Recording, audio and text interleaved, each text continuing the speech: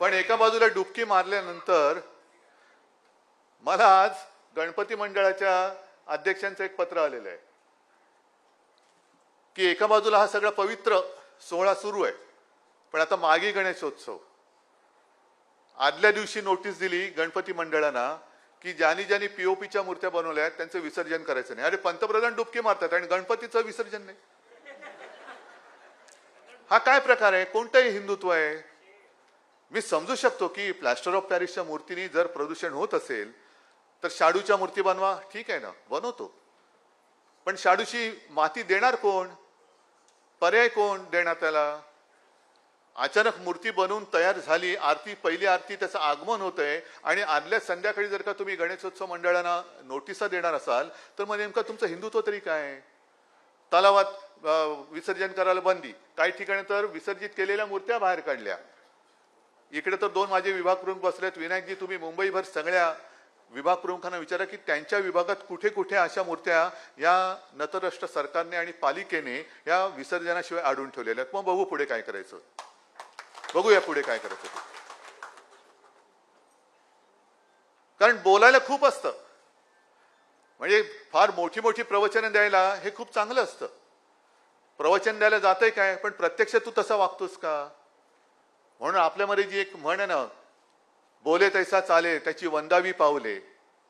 पण अनेक जण नुसतंच बोलतात आणि प्रत्यक्षात करतात विचित्र. आणि म्हणून रामकृष्ण परमहंसांना एका साधकाने विचारलं होतं की का हो गुरुजी, की काही लोक खूप छान बोलतात, खूप उंचीवरती नेतात आणि वागतात भलतच, असं कसं काय?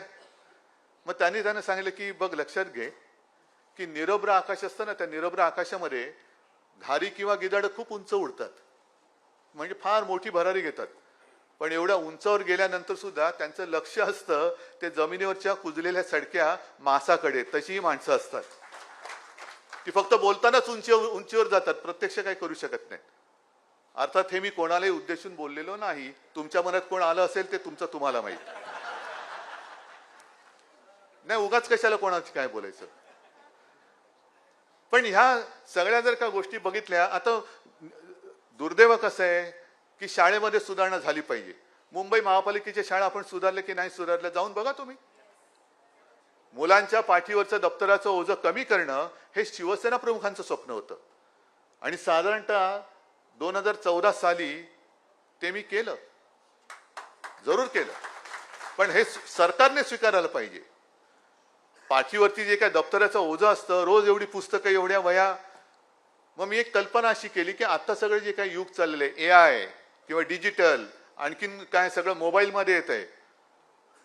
मग मी संपूर्ण अभ्यासक्रम जो आहे तो डिजिटल करून एका SD कार्डामध्ये दिला आणि तो टाकून त्या मुलांच्या हातात 8वी 9वी आणि 10वीच्या मुलांच्या हातामध्ये तो टॅबच दिला. त्याच्यामध्ये पाठ्यपुस्तकं आली, प्रश्नपत्रिका आल्या, ई-लर्निंग कोर्स आला. कारण ई-लर्निंग म्हणजे आज आता आपण म्हणतो की बऱ्याच वर्षांनंतर हा जसा कुंभ आलेला आहे 144 वर्षानंतर, तसे सगळे ग्रह एका रांगेमध्ये येतात. त्याच्यानंतर अमुक अमुक ग्रहाला एवढे चंद्र आहेत, अमुक ह्याला शनीला कसं कडं आहे, हे जर का आपण ॲनिमेशननी त्या टॅबमध्ये दाखवलं तर मुलांना पटकन समजतं.